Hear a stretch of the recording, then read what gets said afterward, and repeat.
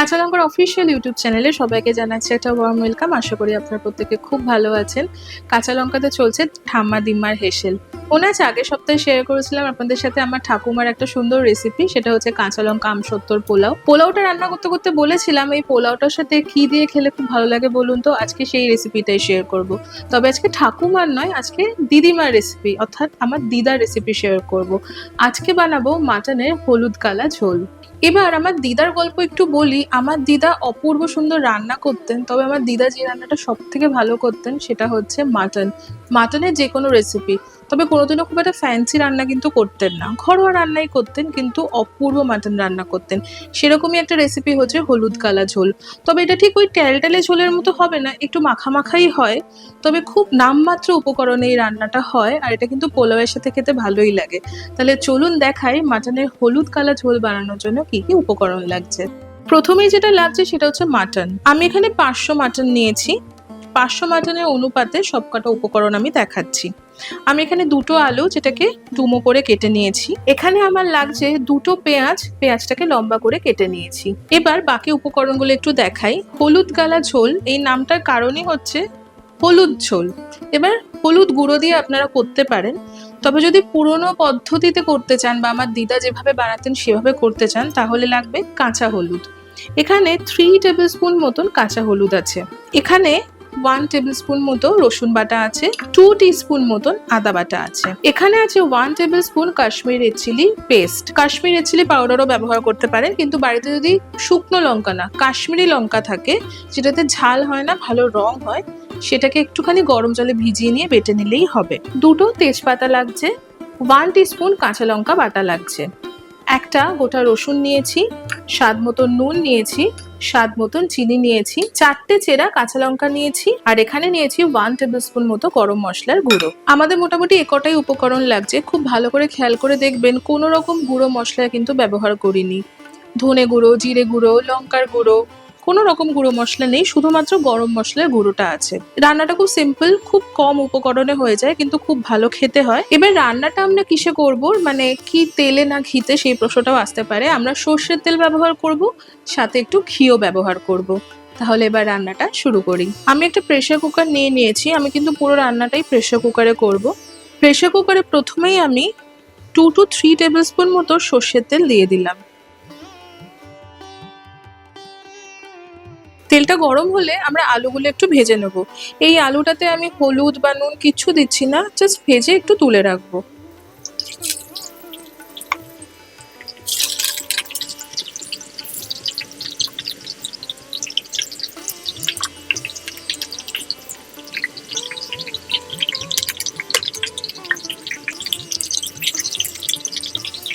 আমাদের আলুটা ভাজা হচ্ছে। আলুটা ভাজা হতে হতে মাটনটা একটু ম্যারিনেট করব। মাটনটা নিলাম। মাটনে প্রথমেই আমি পেঁয়াজ কুচিটা দিয়ে দেবো। এরপর মাটনে আমি স্বাদ মতন একটু নুন দিয়ে দিলাম। এবার মাটনে আমি কাঁচা হলুদ বাটা দিচ্ছি, আর দেবো আমি 1 টেবিল স্পুন মতো সর্ষের তেল। এবার এই মাটনটাকে আমরা ম্যারিনেট করব। আমি এখানে 1 টেবিল স্পুন মতো হলুদ বাটা দিয়েছি, দুটো পেঁয়াজ কুচি দিলাম, আর 1 টেবিল স্পুন মতো সর্ষের তেল দিলাম। দিয়ে মাটনের সাথে সবকিছু খুব ভালো করে একটু ম্যারিনেট করব। তবে একটা কথা বলি, ম্যারিনেশনটা কিন্তু রাখার কোনো দরকার নেই, মানে 1 ঘন্টা 2 ঘন্টা আমরা যখন ম্যারিনেট করে রাখি সেটা না। জাস্ট এটাকে ভালো করে ম্যারিনেট করে নেবো যতক্ষণ আলুটা ভাজা হচ্ছে, তারপর মাটনটা রান্না করব।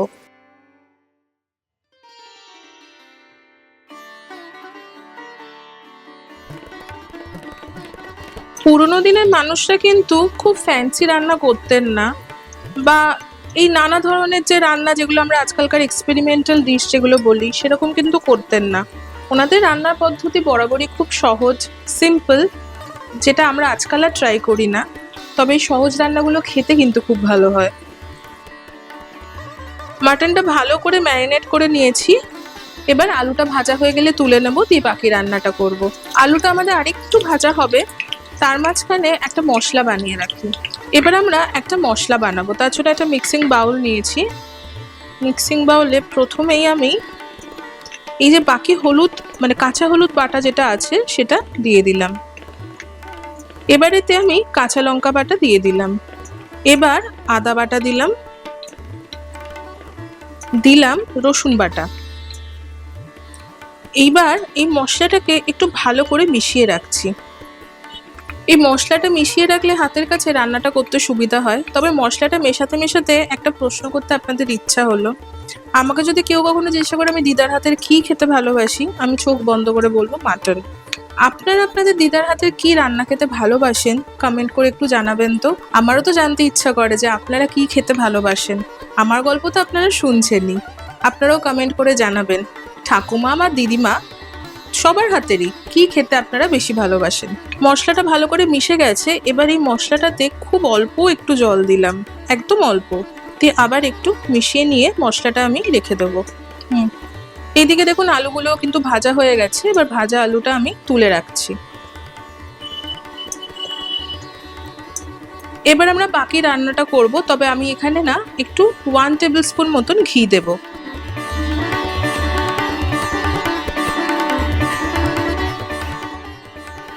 ঘিটা গলে গেলেই আমি প্রথমে দেব দুটো তেজপাতা। তেজপাতা দেবার পরে যেটা দেবো সেটা হচ্ছে কাশ্মীরি রেড চিলি পেস্টটা দিয়ে দিলাম।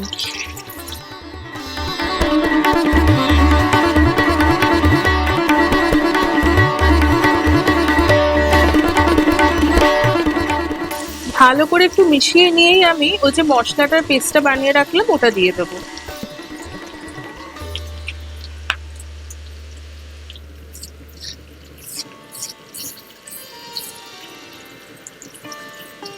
এবারে মশলাটা আমরা খুব ভালো করে কষিয়ে নেব। অলরেডি দেখবেন খুব সুন্দর একটা গন্ধ বেরোতে শুরু করেছে। মশলাটা ভালো করে কষে গেলে আমরা মাটনটা দেব। মশলা কিন্তু সুন্দর কষে গেছে, তেলও ছাড়তে শুরু করেছে। মাটনটা দেবার আগে দেব নুন আর চিনি।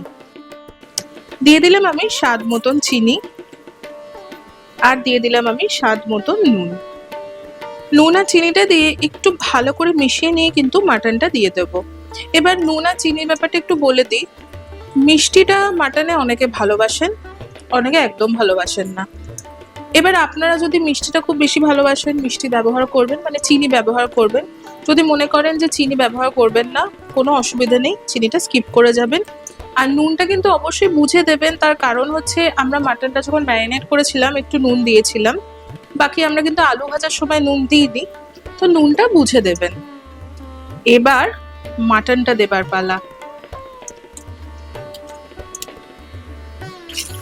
মাটনটা দিয়ে মাটনটা এবার ভালো করে মশলার সাথে কিন্তু মিশিয়ে কষাতে হবে।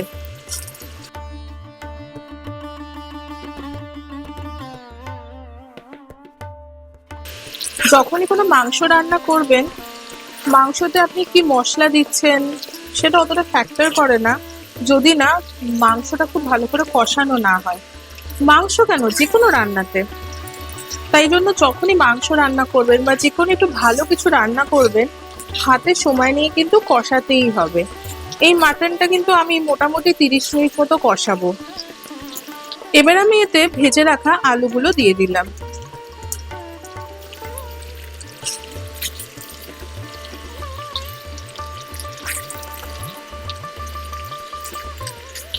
এবার আমি এই গোটা রসুনটা মাটনে দিয়ে দেবো।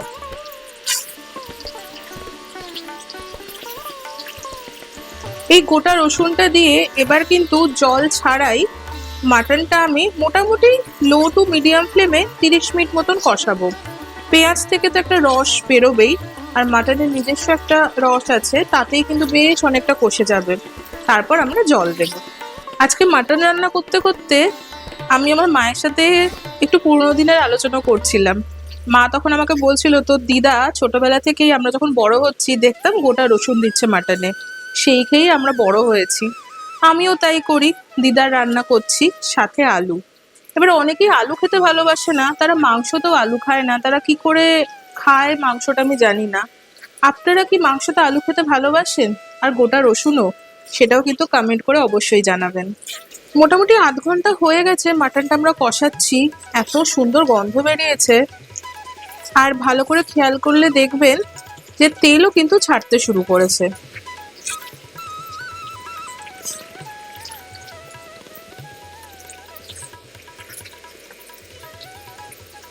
এবার পালা জল দেবার। এবার জল কতটা দেবেন সেটাও কিন্তু আপনাদের উপর ডিপেন্ড করছে। যদি মনে করেন যে ভীষণ ঝোল ঝোল খেতে চাইছেন, মাটনের ঝোল খেতে আমরা সবাই ভালোবাসি গরম ভাতে, তাহলে একটু জলটা বেশি দিতে পারেন। আর যদি মনে করেন যে একটু রুটির সাথে খাবেন, পোলাওয়ের সাথে খাবেন, সেক্ষেত্রে জলটা একটু কম দেবেন। আমি তো যেমন পোলাওয়ের সাথে খাবো, আপনাদেরকে প্রথমেই বলেছিলাম যে একটা দারুণ সুন্দর পোলাওয়ের রেসিপি করেছি, সেই ভিডিওটা আশা করি আপনারা দেখে নিয়েছেন। তার জন্য জলটা একটু কমই দেব।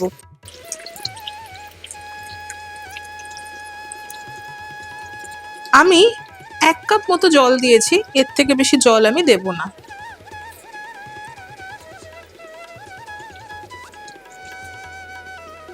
এবার আমি এখানে দিয়ে দিলাম 4টে চেরা কাঁচা লঙ্কা।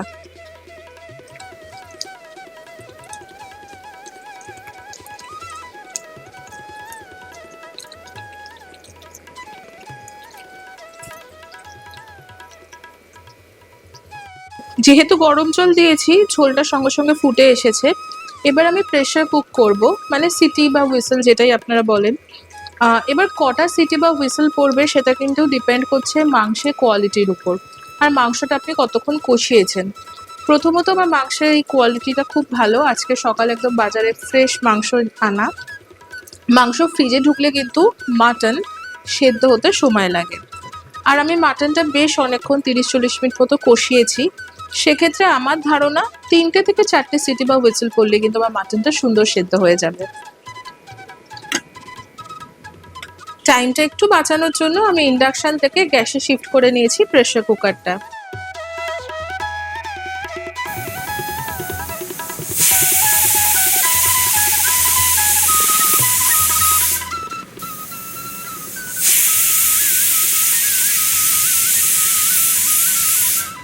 মাটন আমাদের হয়ে গেছে। 4টে সিটি বা হুইসেল পড়া পর্যন্ত আমি ওয়েট করেছি, দিয়ে প্রেসার কুকারটা ঠান্ডা করে নিয়েছি, মানে ঠান্ডা মানে রুম টেম্পারেচার আসা অব্দি ওয়েট করেছি। এবার খুলে দেখাই কেমন দেখতে হয়েছে।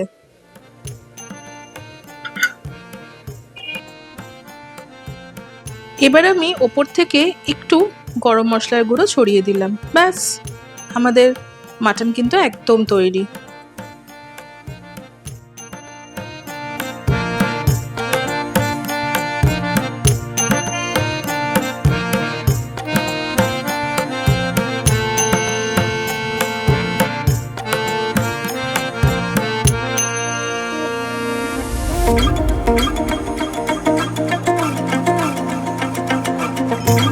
আমার দিদার হাতে মাটনের হলুদ কালা ঝোল কিন্তু একদম তৈরি হয়ে গেল। প্রথমেই বলেছিলাম এই রেসিপিটা কিন্তু গরম ভাতের সাথে যেরকম ভালো লাগে, তার সাথে সাথে রুটি, পরোটা, লুচি, স্পেশালি পোলাওয়ের সাথেও খুব ভালো লাগে। আগের সপ্তাহতেই বানিয়েছিলাম কাঁচা লঙ্কা আমসত্ত্বর পোলাও, সেটা দিয়ে একবার এই মাটনের হলুদ কালা ঝোলটা খেয়ে দেখবেন, খুব ভালো লাগবে। আপনাদের আজকের এই রেসিপিটা কেমন লাগলো কমেন্ট সেকশনে কিন্তু অবশ্যই জানাবেন। আমি জানি আপনাদের আজকের এই রেসিপিটা খুব ভালো লেগেছে, কারণ আমরা তো মাটন খেতে সবাই খুব ভালোবাসি। যদি ভালো লেগে থাকে তাহলে অবশ্যই আমাদের চ্যানেলটা সাবস্ক্রাইব করবেন, আমাদের এই ভিডিওটা লাইক করবেন, আর এই ভিডিওটা অবশ্যই সকলের সাথে শেয়ার করবেন। দেখা হবে আরও একটা সুন্দর রেসিপির সাথে, ততক্ষণের জন্য প্রত্যেকে খুব ভালো থাকবেন, সুস্থ থাকবেন, আর কাঁচা লঙ্কাকে এভাবেই ভালোবাসা সাপোর্ট দিতে থাকবেন। See you soon and happy cooking.